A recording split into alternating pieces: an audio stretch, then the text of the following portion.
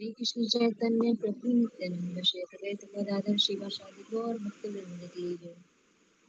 हरे कृष्ण कृष्ण कृष्ण कृष्ण हरे हरे, हरे राम राम राम हरे हरे। आज का मेरा विषय है, सर्वप्रथम मैं अपने दीक्षा गुरु ओम विष्णुपाद स्त्रोत्र श्री श्रीमद भक्ति वेदांत पूज्य पाद श्रीधर महाराज जी के चरणों में धन प्रणाम ज्ञापन करती हूँ। तत्पश्चात में जयंती लील प्रविष्ट ओम विष्णुपाद अष्टोत्तर श्री श्रीमद भक्ति वेदांत श्रीमद नारायण गोस्वामी महाराज जी के चरणों में तथा जयंती लीला प्रविष्ट ओम विष्णुपाद स्त्रोत्र श्री श्रीमद भक्ति वेदांत श्रीमद भक्ति रूप सिद्धांति गोस्वामी महाराज जी के चरणों में धन प्रणाम ज्ञापन करती हूँ। श्री मल्लिकार्जुन प्रभु जी उनकी पूरी टीम को धन प्रणाम करते हुए यहाँ पर उपस्थित सभी वैष्णव वैष्णवों को मेरा धन्यवाद प्रणाम स्वीकार हो। आज का मेरा विषय है उपदेशामृत का थर्ड श्लोक। उपदेशामृत जिसको मतलब गोस्वामी जी ने लिखा था और जो कि वचन थे चैतन्य महाप्रभु जी ने उन्हें निर्देश थे तथा उन्होंने उन्हें ग्रंथ में उल्लेखित किया था। थर्ड श्लोक है ये उपदेशामृत का। उत्साह निश्चय धैर्य तत्कर्म प्रवर्तनात् संग त्यागा सतोभृते षड्भिर्भक्ति प्रसिद्धि। श्री रूप गोस्वामी जी ने हमें बताया है कि इसमें उपदेशामृत के तीसरे श्लोक में कि किस तरह जो एक भक्त होता है, एक साधक होता है, तो उसमें क्या क्या आवश्यक गुण होते हैं जो उसकी भक्ति को बढ़ाने में मतलब सहायक होते हैं। तो पहले एक बार शॉर्ट में सुन लेते हैं, फिर डिटेल में सुनेंगे। इसमें पहले जैसे बताया है उत्साह। उत्साह बता रहे हैं कि भक्ति वर्धक जो नियम होते हैं उनके पालन में उत्साह होना चाहिए, निश्चय होना चाहिए कि जो भी हम कार्य कर रहे हैं भक्ति से जुड़ा हुआ शास्त्र अनुकूल है, उसमें हमें पूरा दृढ़ विश्वास होना चाहिए, धैर्य होना चाहिए। चाहे हमारे जीवन में कोई भी कठिनाई आए, कोई भी संघर्ष आए, हमें अपने मतलब धैर्य को नहीं खोना चाहिए। आगे इसमें बता रहे हैं कि तत्त कर्म प्रवृत्ता, यानी कि जो भक्ति से संबंधित कर्म होते हैं, श्रवण कीर्तन आदि भक्ति के जो अंग है उनका मतलब उनका पालन करना, और कृष्ण प्रीति के लिए जो चीजें आवश्यक है उन्हें ग्रहण करना, और भोगविलासी चीजों का मतलब वर्जन यानी कि उनका त्याग करना। और अगली चीज में बताई है संग त्याग, यानी कि भक्ति में जो बाधक चीजें है जैसे कि ये संग त्याग इसमें बताए हैं। स्त्री संगी का संग करने वाले, योषी संगी संग, मायावादी लोग, यशवादी, धर्मध्वजी आदि, इन सब लोगों का मतलब संग त्याग करना है। सतोवृत्ति बता रहे, सतोवृत्ति मतलब सदाचार, सदाचरण, उसको अपनाना है।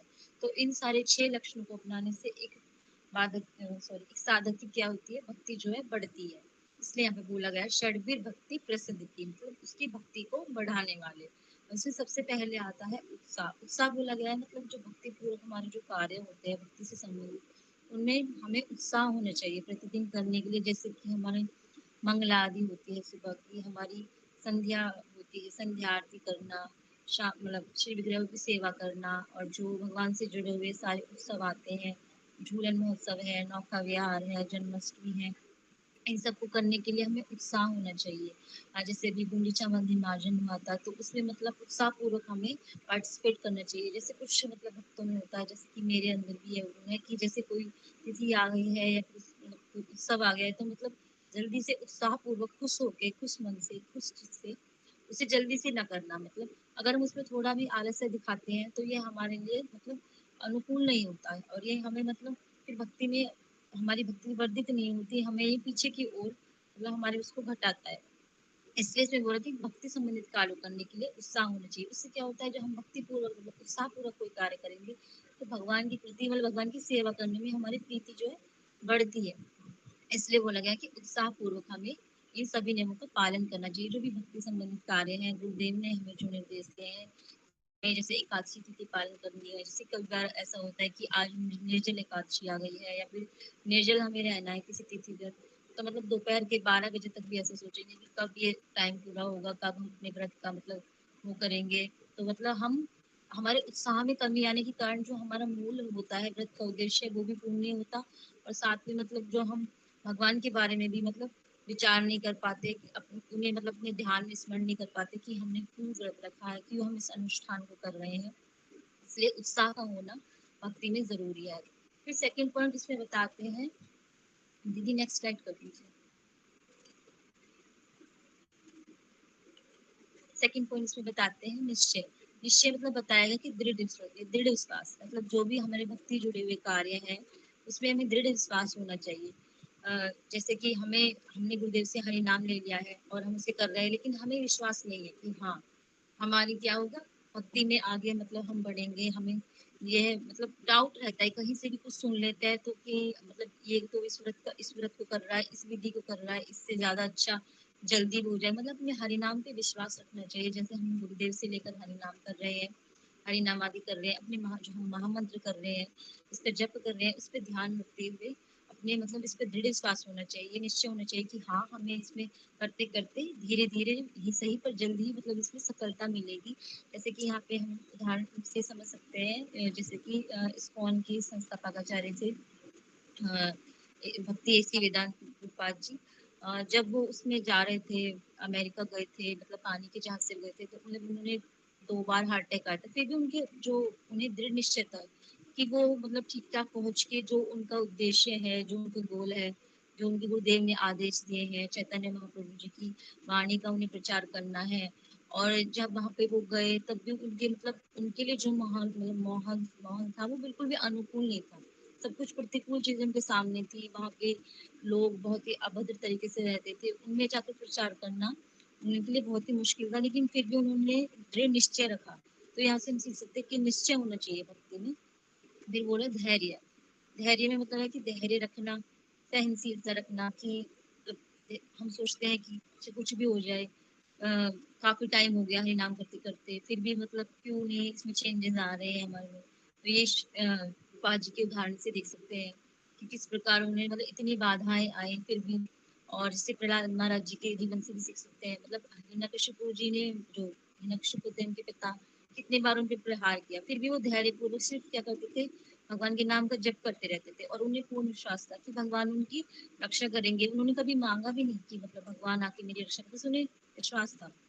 धैर्य से वो क्या करते थे, अपने भक्ति गंगा का पालन करते रहे। और मतलब भगवान ने उनकी आके रक्षा करी। और वो सिर्फ अपने मन मन में मतलब भगवान का नाम जप करते थे। और सब सब दूसरे लोगों को भी भगवान के नाम को जप करने का आदेश देते थे, उपदेश देते थे, और अपने पिता को भी यही समझाते थे कि आप भी भगवान की मतलब भक्ति करो। धैर्य पूर्वक उनका पालन करते रहे। नेक्स्ट इसमें आता है तत्त कर्म प्रवर्तनात्। तत्त कर्म प्रवर्तनात् में मतलब जो भक्ति के अनुकूल कार्य हैं, जैसे कि भक्ति के जो अंग है, श्रवण, कीर्तन और स्मरण, पासेवनम, अर्चनम, वंदम, जो नवधा भक्ति बताई गई है, दास्य, साख्यम, आदि निवेदन आदि, इन सबको मतलब इनका अ, अनुकूल तरीके से मतलब जो भी बताया गया है उसका सुचारू रूप से पालन करना, जो कि हमारी भक्ति को बढ़ाता है। हमें श्रवण, कीर्तन, स्मरण, इस सब में मतलब जैसे गुरुदेव के जो आदेश है उनके अनुसार इसमें लगा रहना चाहिए। और यहाँ पे जैसे धैर्य टॉपिक था, इसमें सबरी जी का वो उदाहरण भी आता है कि सबरी जी ने अपने गुरु के वचनों पे मानते हुए किस प्रकार इतने वर्ष तक उन्होंने प्रतिदिन वो श्री राम जी का इंतजार करती थी, प्रतिदिन उनके लिए पुष्प चयन करती, बेल तोड़ कर लाती थी। मतलब उन्हें पूरा विश्वास था अपने गुरु के वचनों पे कि मेरे मतलब प्रभु राम आएंगे और एक दिन उन्हें मिले। यहाँ पे धैर्य भी आता है। और जो ये हमें बताया गया तत्कर्म प्रवर्तनात्मक भक्ति के जो अनुकूल कार्य थे, क्योंकि सबरी जी थी वो प्रतिदिन मतलब भगवान के लिए जो जरूरी कार्य है, जैसे कि हम भगवान की अगर हमें विग्रहों की सेवा करनी है, अर्चन करना है, तो उसके लिए जो हम जो भी तैयारी करते हैं, जो भी हम विधि विधान करते हैं, वो सबरी जी प्रतिदिन करती थी राम जी की सेवा करने के लिए, कि उनके पूजा अर्चन करेंगी। तो सारी सामग्री प्रतिदिन जुटाती थी। ऐसे करते करते मतलब उन्हें कई वर्ष बीत गए थे, जहाँ वो मतलब जहाँ उनकी किशोर अवस्था थी, बाल अवस्था से होते होते मतलब वो वृद्ध अवस्था तक पहुंच गई थी, पर उन्होंने कभी भी अपने नियम को मतलब छोड़ा नहीं। तो यहाँ पे बताया गया है तत्त प्रवर्तना, यानी कि भक्ति मूलक जो कार्य है उन्हें करना। फिर यहाँ पे आता है संग त्याग। संग त्यागत में मतलब हमारे गुरुदेव जो बताते हैं कि हमें कुसंग का त्याग करना है। कुसंग में आते हैं जैसे कि अवैध स्त्री संग जो करते हैं, योषित संगी संग, मायावादी, निरीश्वरवादी और धर्मभरी। अब जो अवैध स्त्री संग बनाते हैं, इसमें स्त्री पुरुष दोनों आते हैं। योषित संगी में मतलब जो स्त्री संगी का जो संग करते हैं वो लोग भी आते हैं, और उनका जो संग कर रहे हैं, जो गलत लोगों का संग कर रहे हैं, अगर हम उनका भी संग करेंगे तो भी इससे हमारी भक्ति पर गलत प्रभाव पड़ता है। मायावादी लोग होते हैं जो भगवान के रूप को, उनके आकार को नहीं मानते, वो निर्विशेष ब्रह्मवादी होते हैं। मतलब वो इसी उसमें ब्रह्म में लीन होते हैं कि हम भगवान में लीन हो जाएंगे, हमें ब्रह्म की प्राप्ति हो जाएगी, जबकि उन्हें ना ही मुक्ति मिलती है, ना ही उनका कोई उद्धार हो पाता है। तो हमें मायावादियों से भी दूर रहना है। निरीश्वरवादी में भी रहते हैं कि जो भगवान को ही नहीं मानते, मतलब नास्तिक होते हैं। और धर्मध्वज इसमें बताया गया है, धर्मध्वज होते हैं जो धर्म का मतलब धर्म के आड़ में मतलब आडंबर करते हैं, धर्म के नाम पर लोगों को भटकाते हैं, लोगों को भटका कर ना तो वो उन्हें उस मार्ग में ले जाते हैं धर्म के मार्ग में ही, और धर्मध्वजी मतलब धर्म के उस पे आड़ में ऐसे वस्त्र धारण कर लेंगे, उस मतलब जो भी उन्होंने संप्रदाय आजकल बना रखे हैं ऐसे दल होते हैं, और ये मतलब राजनीति में भी जुड़े हुए हैं, उसमें भी इसका प्रचार करेंगे, मीडिया में भी इनका बहुत प्रचार होता है, पर ये भगवान की तरफ इनका कोई ना कोई इनका रुख होता है और लोगों को भी भटकाते हैं। साथ ही ये भगवान के नाम पर फिर अपना वो करते हैं, अलग अलग जो इन्होंने वो बनाए हुए हैं, इनके एजेंडे होते हैं, लोगों को भटकाते हैं। तो इसलिए इस प्रकार के या फिर कई प्रकार के संग वो बताए गए जिनका हमें त्याग करना है।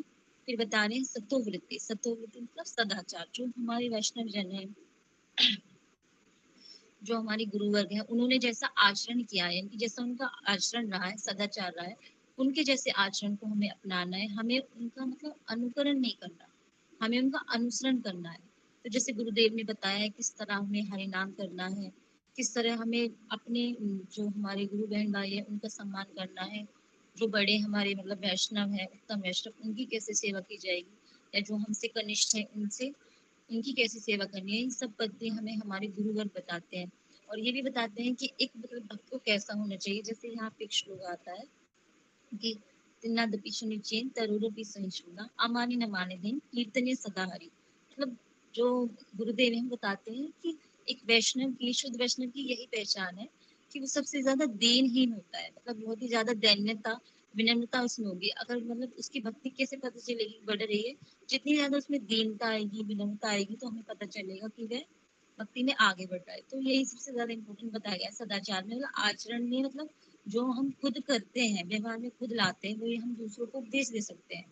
तो सदा आचरण, सदाचार मतलब यही है कि खुद को तृण से भी छोटा समझो, तरोरूपी सहिष्णु मतलब एक वृक्ष के समान, मतलब उसे अपने आप को सहिष्णु रखो, जैसे कि श्री हरिदास ठाकुर जी का यहाँ पे उदाहरण आता है, उनको 22 बाजारों में मतलब इतने कोड़े मारे गए थे, फिर भी उन्होंने विरोध नहीं किया, और जब महाप्रभु जी मतलब क्रोधित हो गए थे, उनका वध करने आ गए थे जो उन्हें मार रहे थे, लेकिन फिर भी उन्होंने उनकी प्राणों की रक्षा की, उन्होंने क्षमा याचना की करी और उनकी भी मतलब प्राण बचाए।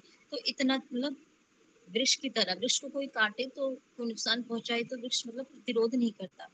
इसलिए इसमें जो हरिदास ठाकुर जी है उनके उदाहरण से हमें पता चलता है कि किस तरह हमें सहिष्णु होना चाहिए।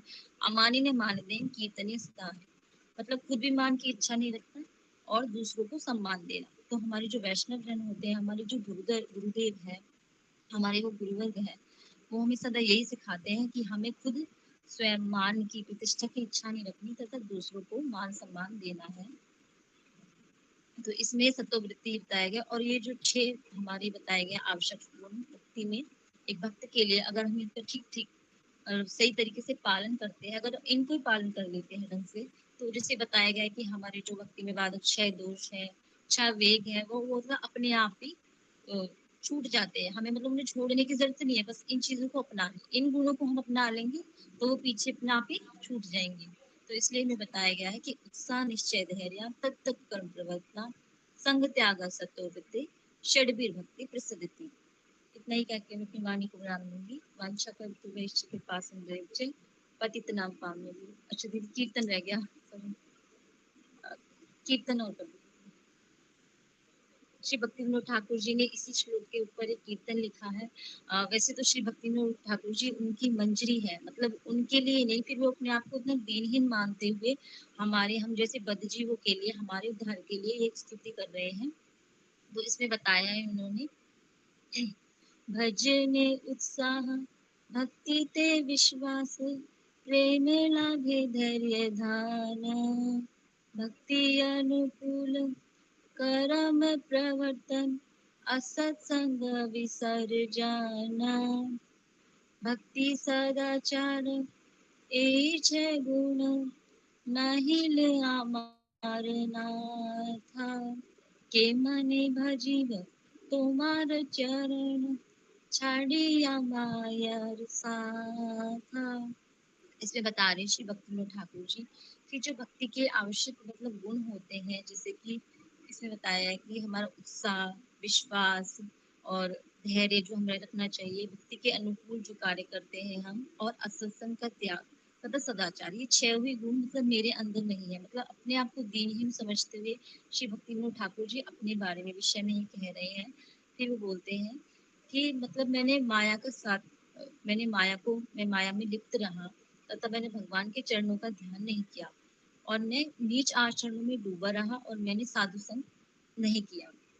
लय साधु वेश आने उपदेशी, ए बड़ मायार रंग, एहि ने दर्शाए अहे तो की कृपा, तोमार पाइवा हारी। श्री गुरु आश्रय डाके व तुम्हारे, करे वा विनती करी। इसमें बता रहे हैं श्री भक्तिविनोद ठाकुर जी कि उन्होंने मतलब साधु का वेश धारण करके उपदेश दिए। ये भी एक माया का धोखा था। मतलब खुद साधु बनकर मतलब अपने आप को इतना दीनहीन समझ रहे हैं, यद्यपि भी ऐसे हम मतलब है नहीं, हमारे हमें समझाने के लिए वैसे बोल रहे हैं कि साधु वेश धारण करके उन्होंने उपदेश दिए। और ये भी एक माया का धोखा है। ए हे दशाए अहे तो कृपा तुम्हार पाई हरि। हे हरि, वो दिन मतलब कब आएगा जब मुझ पे आपकी अहेतु की कृपा होगी, मैं मतलब श्री गुरु आश्रय में श्री गुरु के चरणों का आश्रय कर पाऊंगा।